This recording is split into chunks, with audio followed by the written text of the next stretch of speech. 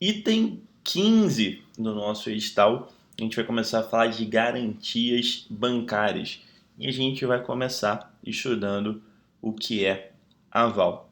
Então, eu vou dividir uma aula para cada espécie, né, para cada tipo de garantia bancária, mas vocês vão perceber que o conteúdo é bem simples, tá? Primeira coisa, antes de entrar em aval, o que é uma garantia?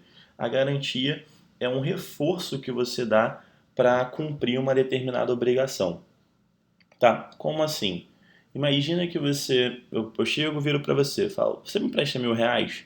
Daqui a uma semana eu te pago 1.100. Você, beleza, mas qual garantia que você tem que eu vou te pagar esses 1.100? Qual garantia você tem que você não vai ficar no prejuízo, que eu não vou sumir com o teu dinheiro? Talvez se eu te entrego meu celular e falo, olha, só vou deixar o celular contigo, quando eu te pagar os 1.100 você me devolve o celular.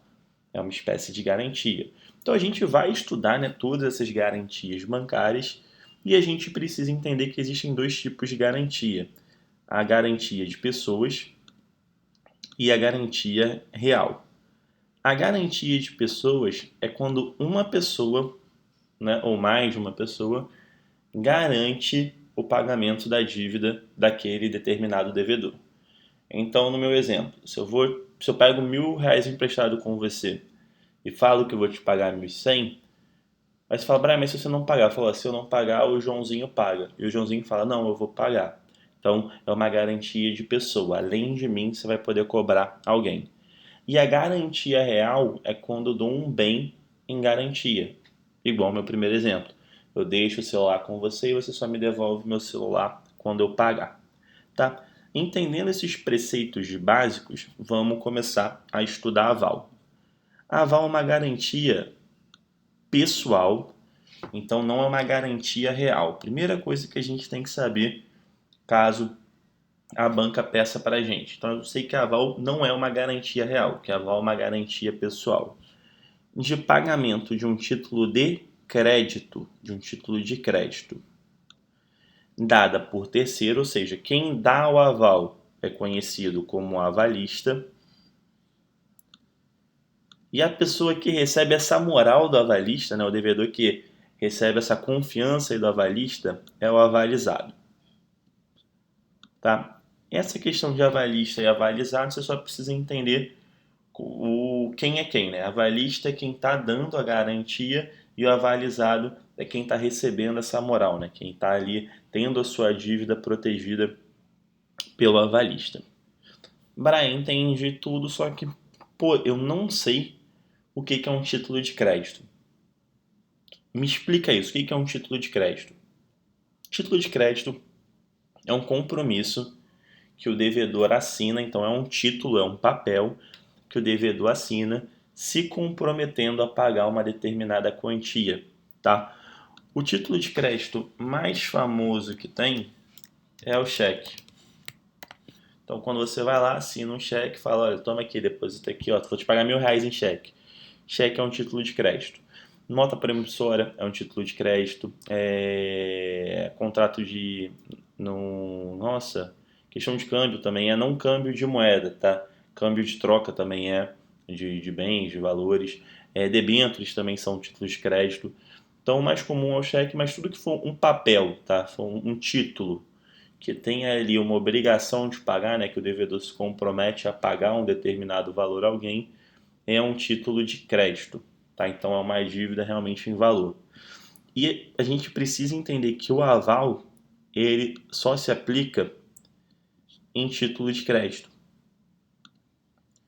Não existe a possibilidade, por exemplo, de um aval num contrato de locação de imóvel. Num contrato de locação de imóvel teria que ser um fiador, que é uma matéria que a gente vai estudar a seguir. Tá? Então, aval é só para título de crédito, é só para dívida em dinheiro, um valor que você tem a pagar que foi estabelecido através de um título de crédito. Pensa sempre nisso como um cheque que vai facilitar vocês. Bacana? Então, aval, garantia pessoal, só se aplica a título de crédito e não há aval parcial. Brian, me explica isso. Exemplo: alguém foi emitir um cheque de R$ 1.000. Se eu sou o avalista desse cheque, eu não posso virar e falar: olha, eu sou avalista desse cheque, mas só sou avalista de R$ 500. Não vou avalizar os 1.000, não. Não tem como. O avalista, ele avalia, né? Ele garante, avaliza, né? Ele garante o título inteiro, tá? Não há aval parcial. Se você quiser se aprofundar no aval, tem aqui o artigo, tá? Ele consta no artigo 897 do Código Civil. Brian, eu preciso ler esse artigo todo? Não, tá? Não é necessário.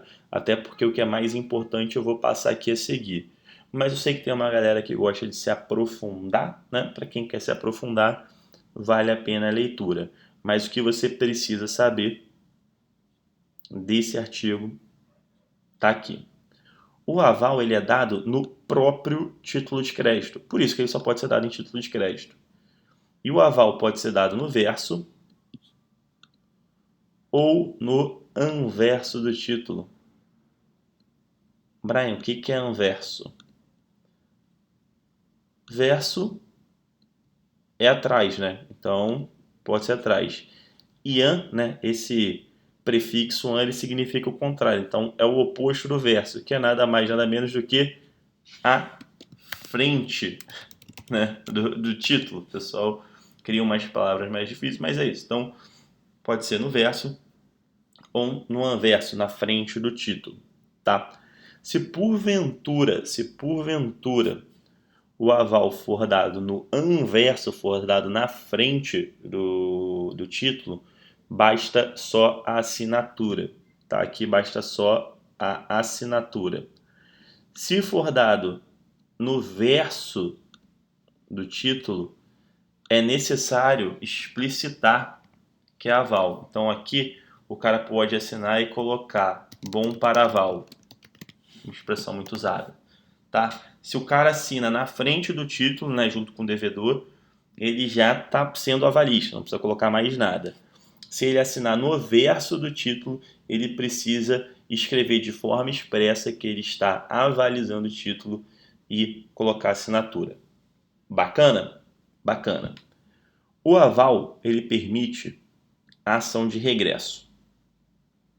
Nossa, Breta, tá tendo muita coisa de direito, estou ficando confuso. Relaxa que isso é muito simples.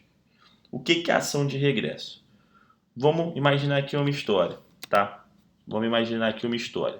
A gente tem o Joãozinho, e o Joãozinho se compromete a pagar R$ 1.000 pro Pedro. Só que o Pedro fica meio bolado, não confia muito no Joãozinho, pede ali para alguém ser o avalista dele. Aí o José vai lá e vira avalista do Joãozinho. Beleza, o João foi, se comprometeu a pagar R$ 1.000 pro Pedro, bacana. O que acontece? Quando chega no dia do João pagar esse valor, o João não paga. O João não paga e o Pedro tem aquele título de crédito na mão, mas não consegue receber. Aí o Pedro ele vai e cobra do José. Ele vai e cobra do José. Você concorda comigo que o José não devia nada, né? Ele só foi o avalista e teve que pagar os R$ 1.000 pro Pedro? O que o José pôde fazer agora com o João? O José pode fazer uma ação de regresso, ele entra na justiça e faz uma ação de regresso para recuperar esses R$ 1.000 do João. Bacana, então a ação de regresso nada mais do que o direito do avalista cobrar o avalizado caso ele pague. Bacana? E além disso, a última coisa que a gente precisa saber é que o avalista é solidário, que é mais um termo jurídico. O que significa solidário?